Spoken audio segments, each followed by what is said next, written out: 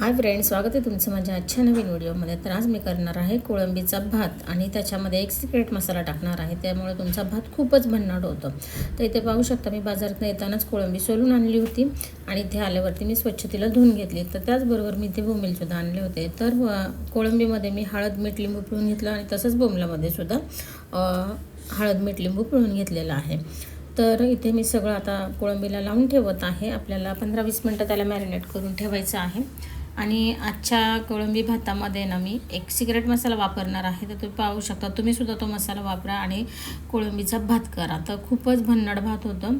तर इथे मी सगळी कोळंबीला हळद वगैरे लिंबू वगैरे मीठ असं लावून ठेवून देते आहे. तर 15-20 मिनटात त्याला मी ठेवून देते. तोपर्यंत आता मी आपल्या भाताला जे जे लागतं त्याची तयारी करून घेते. तर इथे मी 3 छोटे कांदे घेतलेले आहे. खूप कांदे घ्यायचे नाही आहे, कारण आपला भात असा गोडसर लागतो, म्हणून कांदे 3च घेतलेले आहेत छोटे छोटे. आणि 2 मोठे मोठे टॅमॅटो घेतलेले आहे. लालसर असे टॅमॅटो तुम्हाला घ्यायचे आहे.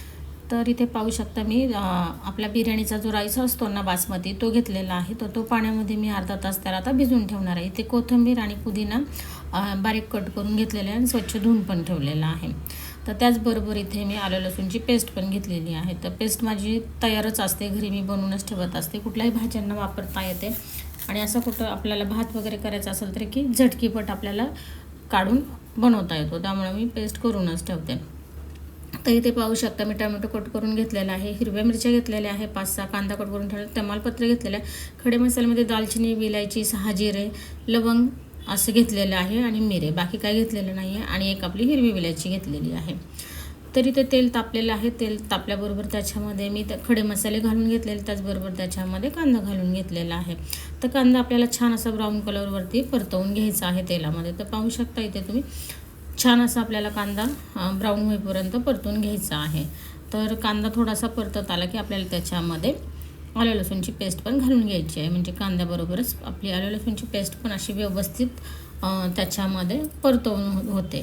कारण आलं लसूणची पेस्ट जर आपण नीट परतली नाही ना, तर तिचा कच्चा वास येतो आणि सगळी टेस्ट आपली निघून जाते. त्यामुळे आपल्याला आलं लसूणची पेस्ट व्यवस्थित अशी त्यालामध्ये परतून घ्यायची आहे. तर पाहू शकता, इथे मी 1 ते 1.5 चमचा इथे आलं लसूण पेस्ट घालणार आहे. कारण अर्धा किलोचा भात आहे, अर्धा किलो कोळंबी आहे आणि अर्धा किलो तांदूळ घेतलेले आहे. त्यासाठी मी 1.5 चमचा अशी आलं लसूणची पेस्ट घालत आहे. तर खूप पण नाही घालायची, कारण वास येतो. मग त्यामुळे अंदाजाने मी 1.5 चमचा घातलेली आहे. तर ती पण पेस्ट आपण छान कांद्यामध्ये अशी व्यवस्थित परतून घेत आहोत.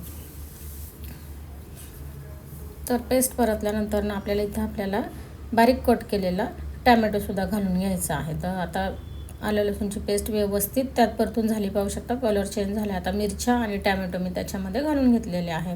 आता ते सुद्धा आपण व्यवस्थित असे परतून घेऊयात. टॅमॅटो घातल्यानंतर ना आता ते मी व्यवस्थित त्याच्यामध्ये तेलामध्ये फ्राय करून घेते. तर आपला टॅमॅटो सॉफ्ट होण्यासाठी मी इथे लगेचच मीठ घालून घेतलेलं. तर मीठ अंदाजाने घालायचं आहे, कारण मी पहिलं कोळंबीला सुद्धा मीठ लावून घेतलेलं आहे, त्यामुळे मी इथं अंदाजाने मीठ घालून घेतलेलं आहे. मीठ घातलं की कसं आपला टॅमॅटो आहे ना सॉफ्ट होतो, मग त्यामुळं पटकन परतला जातो, म्हणून मीठ घालून घेतलेलं आहे इथं. आता पाहू शकता तुम्ही, आपला कांदा व्यवस्थित असा परतवून झालेला आहे. कांदा टॅमॅटो सगळं असं मिक्स झालेलं आहे. आलं लसूण पेस्ट छान असं परतवून झाल्यावरती आता तर मग इथे आता मीठ वगैरे घालून सगळं व्यवस्थित परतून झालं. तर इथे आता आम्ही सुके मसाले घेतले आहे. मसाल्यामध्ये धना पावडर, हळद, लाल तिखट, गरम मसाला आणि हा घेतलेला आहे बिर्याणीचा मसाला. तर बिर्याणीचा मसाला मी भातामध्ये वापरते, त्यामुळे भाताला खूपच टेस्ट मस्त येते.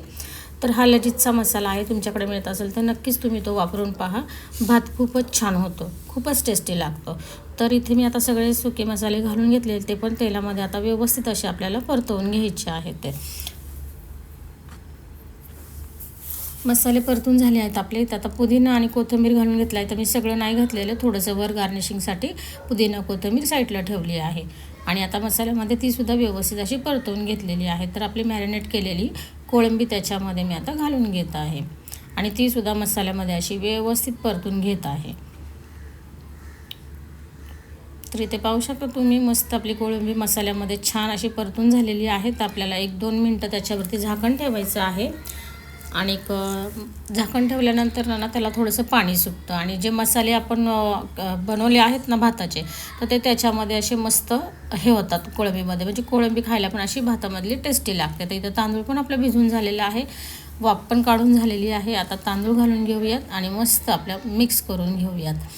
तर पाहू शकता इथे तुम्ही व्यवस्थित अशी कोळंबी आणि तांदूळ असे मिक्स करून घेत आहे मी.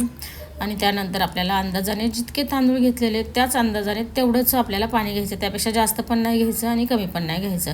तर मी तांदूळ मापून घेतले होते कुकरमध्ये ठेवून आणि तेवढंच कुकरमध्ये पाणी घेऊन मी त्याच्यामध्ये घालून घेतलेलं आहे.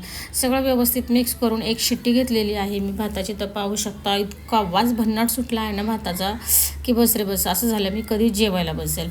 तर इथे सुटसुटीत असं आपला भात तयार झालेला आहे, पाहू शकता.